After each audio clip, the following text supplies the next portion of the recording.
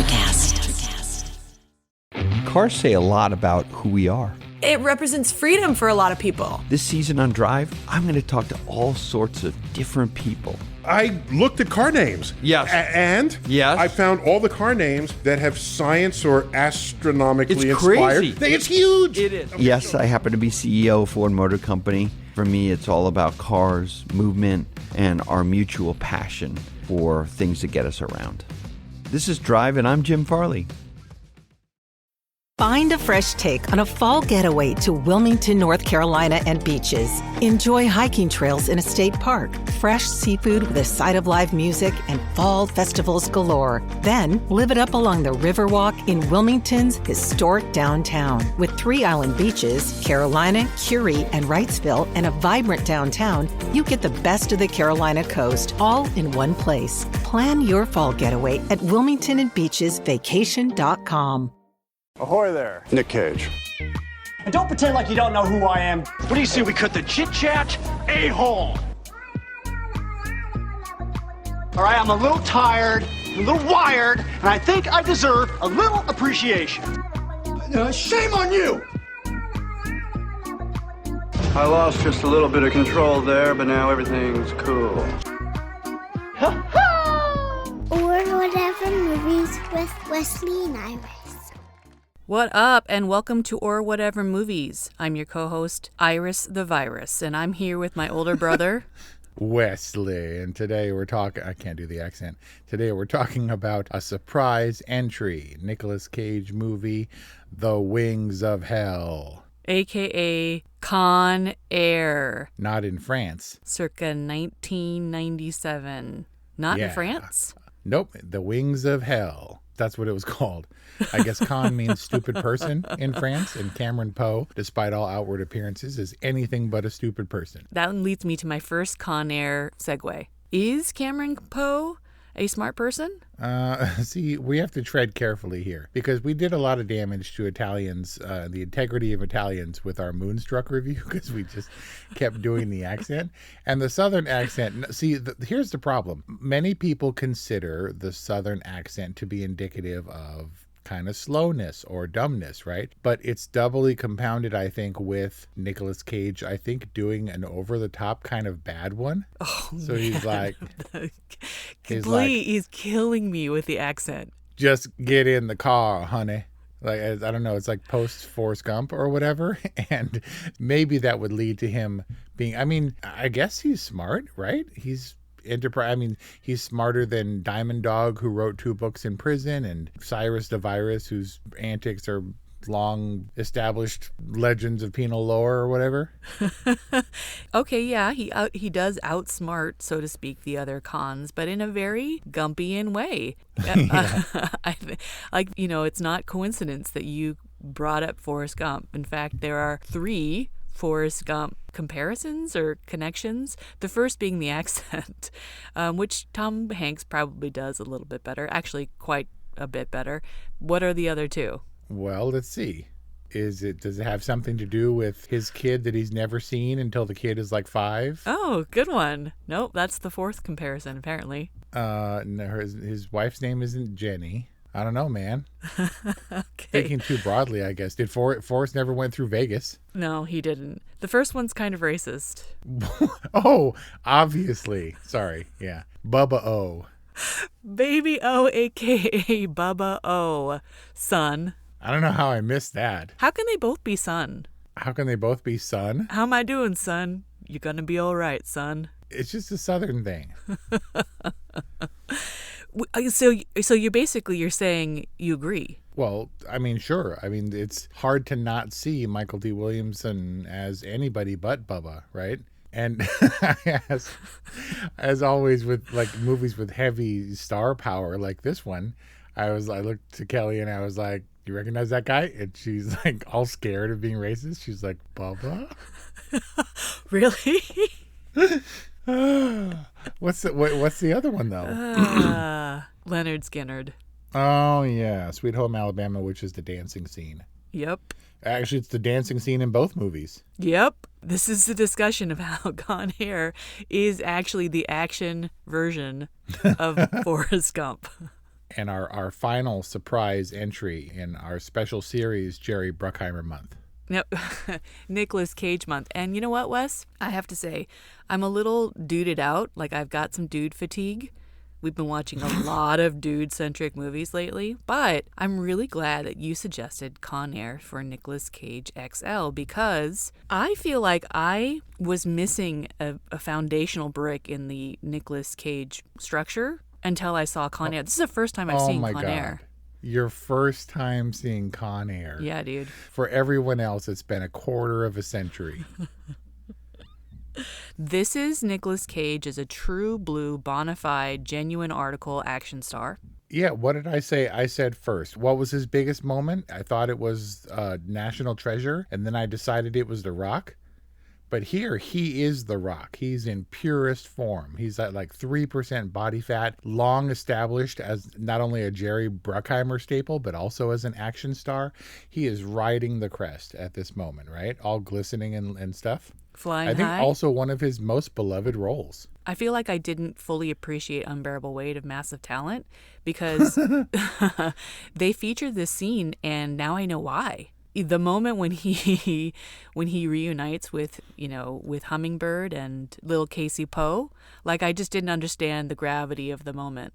There's no G in there. It's just Hummingbird. Oh, Hummingbird. Yeah, and this was, next to probably Face Off, the most depicted movie in Unbearable Weight of Massive Talent, referring to the rabid fandom that Have has for Nicolas Cage. Yeah, I don't really think that I fully understood why the president's daughter character, what was he? The politician's daughter character was like, Nicolas Cage is a legend.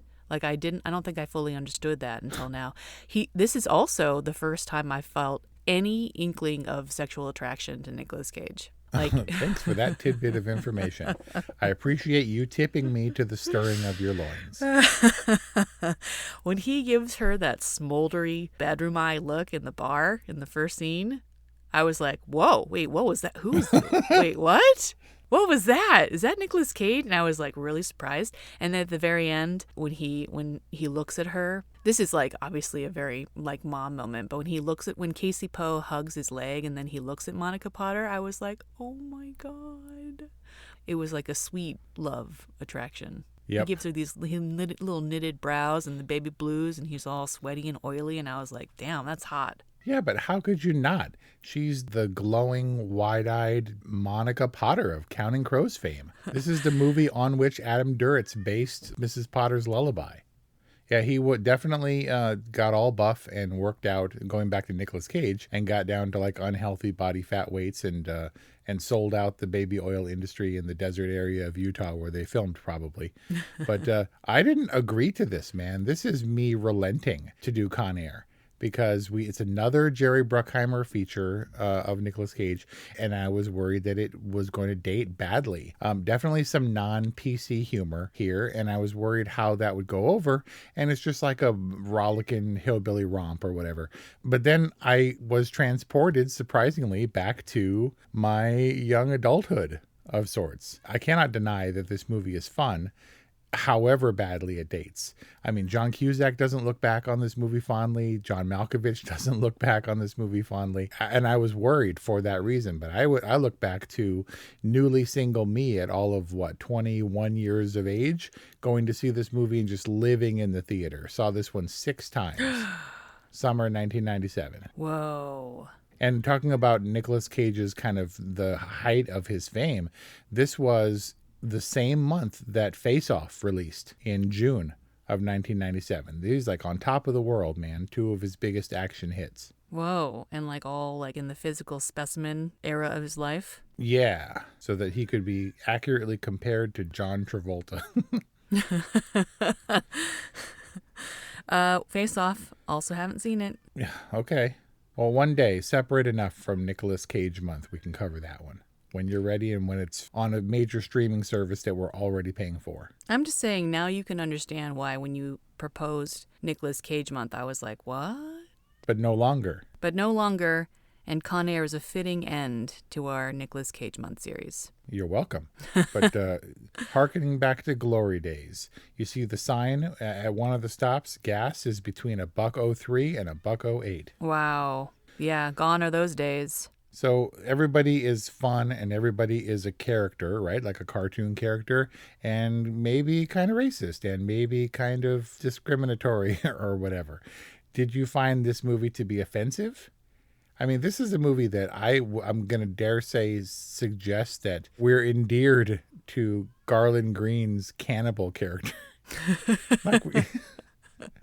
Just that one shot of the kid waving as the plane goes by so we know that she's not dead. We kind of like the mass murderer that all the other convicts are afraid of. That is a very weird filmmaking gift to make not only the Garland Green character, but just the reviled by association Steve Buscemi, who just plays like the slimiest of bad guys. Obviously nothing against the actor. Personally, I think he's an amazing actor, especially having just come off a surprise viewing, a spontaneous viewing of Fargo on the plane. Overall, the Garland Green character kind of underutilized. Like I guess he gets some kind of moment at the very end, but I wasn't exactly sure why. And otherwise, don't you want him to throw down and like eat somebody on the plane? No, because that would have definitely turned it for us. This isn't a zombie movie, but the fact that we're all happy, the girl like, look, he's at Vegas. I'm glad he's having fun, kind of thing, is definitely weird. Leaves a weird taste in the mouth. Ew, no, stop. No, he doesn't have to do a tremendous amount because his fame precedes him, like Hannibal Lecter style, very clearly, right down to his worming his way out of it to be part of society again. Like he rolls into the mask and the score's going pew, pew, pew, pew, and everyone's dead. Like, that's Garland Green, man. And all these hard asses are like terrified of him. That's all we need. And he takes off the thing and he makes little quips and stuff. And you're like, you're scared of him because he doesn't have to move. Like if you get within biting distance, he'll snap at you maybe. And yet they are happy to just have him join the party and, sing them all to death. So you're saying that the button was as confusing to you as it was to me? I mean, sure. It demonstrates how clearly what this movie's agenda was, and not being scary or us horrified at the atrocities of these many prisoners. I mean, Danny Trejo is still meant to be like a likable character, and he's trying to rape people willy-nilly in this movie. I think also coming from him just being like the quintessential tough guy with the tattoos and everything. You knew we were going to see the tattoos, but I was surprised. Like in a modern remake, it would be a little bit more Shawshank Redemption, right? Where the crimes would be ambiguous and, hey, we're all here because we all got screwed by the lawyer and, we're all innocent. Don't you know that? But here, I mean, all the crimes were on display. I mean, Johnny, what was his name? Johnny 23? Mm-hmm. Oh, man. And so I guess the more deplorable, despicable they are, the more we're okay with them dying in terrible fashion and being overcome by the American badass that is Cameron Poe. Such a badass. But tell me, why did you, oh man, when you brought up Johnny 23? It's absurd that these characters would be so heinous. And you get it, that he's just an ultra criminal or whatever, Cyrus the Virus, and he's smart, but he's in there for a reason. It was like kidnap and rape and murder and all these terrible things. And they outline everyone's crimes, except for Sally Can't Dance, the lady one. Like, we don't know what that person did to go to prison. Like, Sally Can't Dance isn't even deserving of a full punch. All it takes is a smack. Is it offensive? I mean, my affinity for this movie, but when Dave Chappelle, who improvised a lot of his lines, sat down next to the dude and like lit him on fire, and he's like, the last Mohican is burning, man. And he like talked about him chanting and shit. Like, isn't this movie as offensive as I feared it would be, which is why I tried to omit it from the filmography selections we were covering for Nicolas Cage Month? Well, I mean, is it any more offensive than other depictions of minorities in Jerry Bruckheimer films? Well, no, especially for the Michael Bay ones. But this isn't Michael Bay. This is Simon West. And if you're like, who? Exactly. What happened to Simon West? I looked him up. Tomb Raider 2001. Angelina Jolie was kind of his last big one. And then he did The Expendables 2. But an action director just went by the wayside. And I'm not really sure what the reason for that is. But I wondered why, John Malkovich talks about how he did this one. Like, they were like, so, what made you want to do Con Air? I tried to get him on a red carpet. And he's like, money. John Cusack doesn't even remember filming this movie because he thinks it's a bad movie. I don't know. It's obviously fun, and it's obviously a joyous movie despite everyone being terrible, and I'm trying to figure out why that is. This episode is brought to you by ServiceNow. Everyone's talking about AI. Everyone. But where do you start? How can it actually help your business? The ServiceNow platform brings intelligence into every corner of your company. So every person, every system, every process, everything works better. Put AI to work. Tap the banner or go to servicenow.com/GenAI to see how. This episode is brought to you by Paramount Plus. Ewan McGregor stars as Count Alexander Rostov in A Gentleman in Moscow, the new limited series based on the best-selling novel. Stream it on March 29th with the Paramount Plus with Showtime plan. Visit ParamountPlus.com to try it free. Maybe because it's just such a, what did you call it? Like a romp? A rambunctious romp? Yeah. I also think that there's something deeper to Con Air, which leads me to my extensive theory that I alluded to before, offline. You have an extensive theory about Con Air's appeal. These guys are bad dudes, right? But they're honest in their badness, which we've talked about before. Is there's something that's genuinely likable about that. I mean, the closest we got to a bad guy in this was the DEA agent, which is just so ironic. And we can get to the DEA U.S. Marshal feud. Right. It won't come as a surprise to you that Cameron Poe is a Christ figure. He talks about being God. I'm going to show you that God does exist. Well, first, so he has this arc, this God arc, where he's like, I'm not God. I forget why he says that, but it's like, yes, Captain Obvious. And then later he's like, I'm going to show you there is a God. Is he talking about himself? I don't know. Maybe. Dude, Cameron Poe. But isn't Forrest Gump a Christ figure? Absolutely. So Cameron Poe is not God, and then he shows Baby-O that there is a God. He raises Baby-O essentially from the dead, a.k.a. Lazarus. Right? Also, he dies, quote unquote, in the plane crash and then also rises in order to claim his hero status. Right. After chasing John Malkovich down on a motorcycle.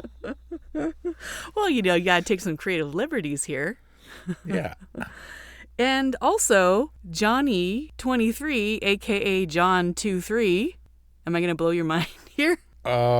It depends. So I was like, what is he credited as? John 23 on IMDb? No. But you're referring to a Bible verse. And if you're going to quote a Bible verse and it holds true, then I'll be impressed. What do you got? When the wine ran short, the mother of Jesus said to him, they have no wine. In the parable where Jesus changes water into wine. Yes. I'm just saying, when they needed a solution, Cameron Poe steps up. Cameron Poe makes good out of a very, very bad situation. All right, that's kind of broad. I thought you were going to suggest the insulin was the wine. Oh, no. That nourishes Baby-O's soul. It's a little broader than that. Nicolas Cage would have been buff enough to roll back the stone on his grave, right? And the definite Easter reference allusion. Even though her birthday was July 14th, there was definitely an Easter bunny. He was totally Jesus. Oh, this is what I'm saying. Then this is just surface. We're not even digging, whether intentional or not. Perhaps the reason that Con Air works on more than just a surface level is because there's something dramatic and central to who we are as humans. There's something primal about Con Air. I mean, it definitely appealed to me on a primal 21-year-old level. If ever Jerry Bruckheimer made a movie for 17-year-old boys that didn't even feature Michael Bay, this is the one. I think this movie defines guilty pleasure for me. Poster quote. They crashed 2 planes in this movie. And I thought that I was going to suggest this is the way you crash a plane in a movie as opposed to what Christopher Nolan did in Tenet. But I'm going to take that back because there's all the lore surrounding this movie and the fact that the Sands Hotel was scheduled for demolition. Oh. And Jerry Bruckheimer was like, wait, in his Jerry Bruckheimer style, you've got a building to destroy? I've got a movie that will destroy it. So they crashed a fuselage into the lobby of the Sands Hotel and Casino. But I'm afraid kind of ineffectually. I think that Sandino's plane, where Cusack dropped the crane and sheared off the tail, was a better plane destruction than the Con Air. Oh, that was great. That was great, and it was like a last-minute improvisation on John Cusack's part, like to just stop at all costs the plane. Yeah, but it also set up the absolute worst catchphrase right before a kill in movie history. Which is? Sandino tumbles out of the plane, and he's covered in gasoline. And he's like, no, don't. And Cyrus the Virus is all ready with the cigarette. And he goes, sigh. And the virus says, Anara, and annihilates him with the cigarette flame burst. Man, that is the worst. It was just somebody wrote that line, and he had to be loaded with the response, and he was just waiting for him to say sigh. It was really bad. This was the era of 90s catchphrases. I mean, every Arnie movie we've ever reviewed is riddled with them. Yeah, it was typified in the 80s for sure. I'm going to go so far as to say that when Nicolas Cage jumps through the window or whatever to escape the fireball from that plane explosion, that is the ultimate demonstration of Nicolas Cage flappy hand. Oh, yeah? Maybe it wasn't even him. It was like his stunt double, but he was like all flappy armed as he went through the fireball. He's not ticky in this. No, not at all. He's definitely in full possession of his faculties. He's a ranger, man. He's a lethal weapon. Yes, see, this is, and that when someone referred to him as like a weapon of war or like an instrument of war, what does the judge say when he's sentenced? Well, number one, that's an unrealistic sentence because he is totally in the right. But you just couldn't tell because this is Nicolas Cage embracing his Coppola roots because it was definitely a Coppola-style fight in the rain, a la The Outsiders. Mm-hmm. But yeah, he just said your training means that you're above civilians and that you are a trained weapon of war or whatever. Right. And this is pretty early in the film, and when the judge said that, I was like, oh man, another Rambo movie? What is Wesley doing? Seriously. From Rambo to The Gray Man to Con Air, like that's where my dude fatigue is setting in. Yep, it's dude summer.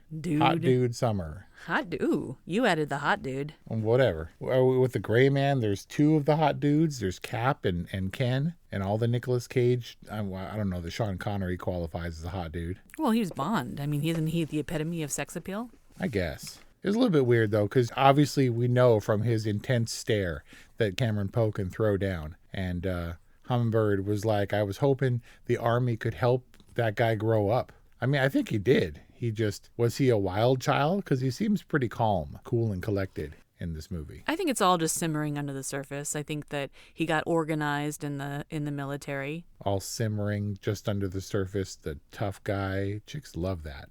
Yeah, dude. So it's a thin kind of veil or a thin veneer over his otherwise primal weapon of war self.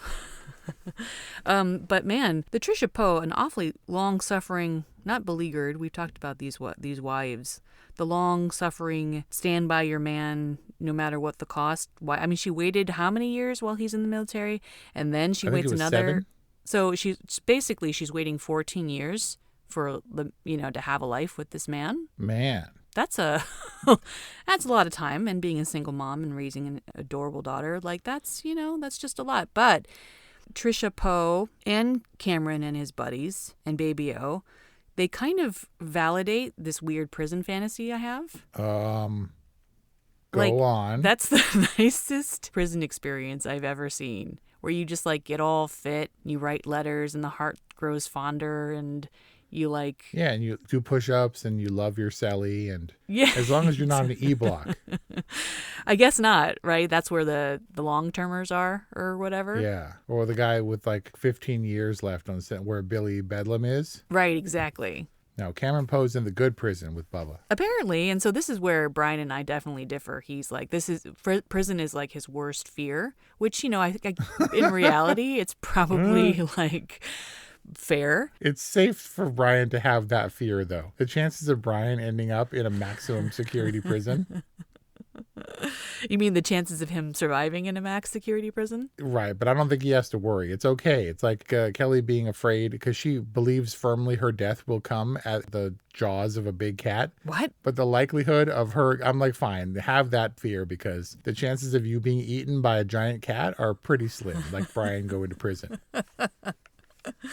I agree, although there's got to be like a specific name for that kind of phobia, like the giant death by giant cat phobia or fear. I tend to think, and probably also equally irrationally, that a regimented prison type life might suit me. You always figured that's where you'd write a book, right? Yeah, exactly. You write your book, you get your Juris Doctorate, you help all the people in prison, commute their sentences, you eat really well. I guess you don't eat really well, but you work out and you have, a regimented lifestyle, and you go out and get on the yard and get some sun and write some poetry and stuff.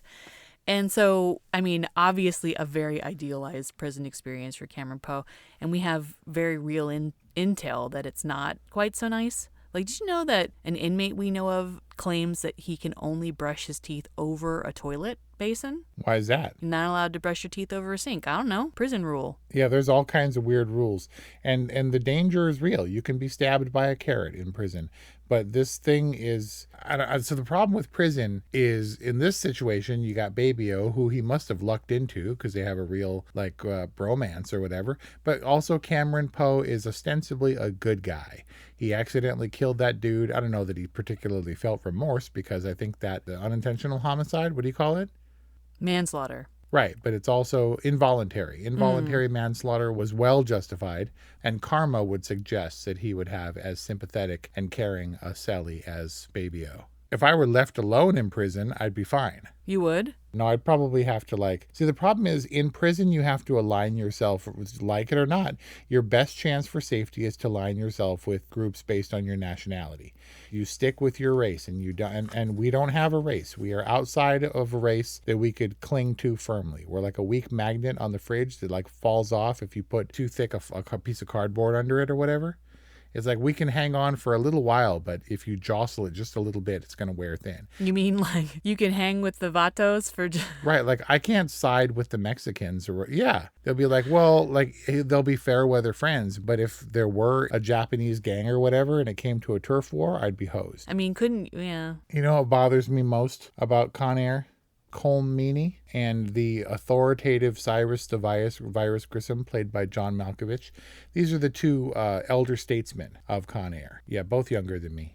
Oh, come on. Colm Meaney with his saggy neck, and he's like, I don't care what this kid says kind of vibe, younger than me. I'm older than that dude. Wow.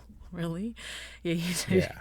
The saggy neck kind of turns into a little bit of a waddle when he gets really upset. Right. He's like the midlife crisis Corvette cool car introduced in Act 1, so it's got to be destroyed in Act 3 kind of dude. He deserved that, though, right? That's the whole point. But like all things where the terrible things happen and we brush it under the rug for Con Air, his turn was patently unrealistic. He was like, when we get back or whatever, you're done here. You're done, kid. Being all mean to John Cusack. And then at the end, he was gave him the keys. And he's like, you know what? To be honest, I was bored of that car. No, you weren't. This is Con Air trying to wrap... death and destruction and entrails into a nice, tidy bow. Agent Malloy didn't mean any of that. They were all just posturing and posing the entire time. Oh, yeah? It was just a power struggle, nothing more. Huh. But obviously a very destructive power struggle. Who did have jurisdiction there? Aren't there clear protocols for this kind of stuff? I got no idea. But Cameron Poe still being technically an inmate until he gets to his original prison or whatever, and Baby O, everybody on the plane was a convict. Poe notwithstanding, in real life they would have blown that plane out of the air, especially over unpopulated desert like that. So John Cusack's just really convincing? Yep, because any chance, Poe was one of maybe 15 people that was maybe good based on that dude's assumption. It was basically Die Hard on a prison transport plane, right? The cop on the ground connecting with the so-called good guy on the plane amidst in the structure filled with criminals or whatever. But the idea that he would save everybody and it would be okay and nobody else would die was as unrealistic as his initial prison sentence of 7 years for rightfully killing that dude. It might have been a professional failure, but it was a personal win. Aren't you happy for Agent Larkin when you see him see the Poe reunion? I'm happy for everybody. Happy for Cameron Poe. I'm happy for everybody that didn't die, including Garland Green. Which is so weird. Because it's Con Air and because it taps into the primal part of our brain that wants cool stuff. that wants cool stuff, but also wants some kind of universal dramatic narrative playing out. I think it's an important distinction for you to say you're happy for everyone who lives, because you're not happy that Ving Rhames dies. No, not necessarily. Because is he any less good or bad than the other convicts? No. He called Poe a hillbilly. That's not cool. I can't not associate Ving Rhames with his very, very likable Mission Impossible character. Yep. So. And this is coming off of Pulp Fiction, where he also plays a good bad guy. Definitely also an arch criminal who has some notion of loyalty. But they definitely packed this little plane, and by this plane I mean a giant cargo transport plane with so many actors that are immediately recognizable and fun. Like, you can't help it but go along for the ride, right? Go along for the ride on Con Airlines. So how do you want to wrap up this incredible series that has included Con Air, The Rock, Leaving Las Vegas, Unbearable Weight of Massive Talent, National Treasure, Moonstruck, Matchstick Men, the way that we did with most Nicolas Cage movies, with a solid all right rating. Nicolas Cage at one time was the biggest thing ever, and we really hope, like Cameron Poe, like any of his characters, we really hope that in the end he comes out all right and makes his way back to success. Which I think he did, at the very least, in us acknowledging him in Nicolas Cage Month XL, which included 2 Nicolas Cage movies outside of the month of August of 2022. You're welcome. And thank you to our listeners who checked out our Nicolas Cage Month episodes at orwhatevermovies.com or wherever you get podcasts. You got an all right from Wes, a good from Iris, and that concludes Nicolas Cage Month. If you enjoyed this series, if you enjoyed this episode, please subscribe to our podcast, follow us on social, and get in touch. 818-835-0473 or whatevermovies@gmail.com. Thanks again for listening, and sayonara. Introducing the Deep Leadership Podcast. Leadership is a people business. That's the philosophy of your podcast host, John Rennie. As a former submarine officer who spent 22 years leading businesses in corporate America before starting his own manufacturing business, he knows that leadership matters. Deep Leadership is real-world, actionable leadership advice from John and his expert guests. Become a leader worth following. Subscribe today. Electricast. Are you a fan of classic cinema or a young person who wants to discover the best films of all time? Do these legendary movies still hold up? On the Generation Film podcast, 2 guys who grew up when movies dominated the culture share a great film with a panel of young movie lovers and see how it plays for today's generation. We discuss changes in storytelling styles, representation, the making of each film, its initial reception, and how its meaning has changed over the years. Join us as we explore cinema classics across generations on Generation Film. Electricast. Electricast.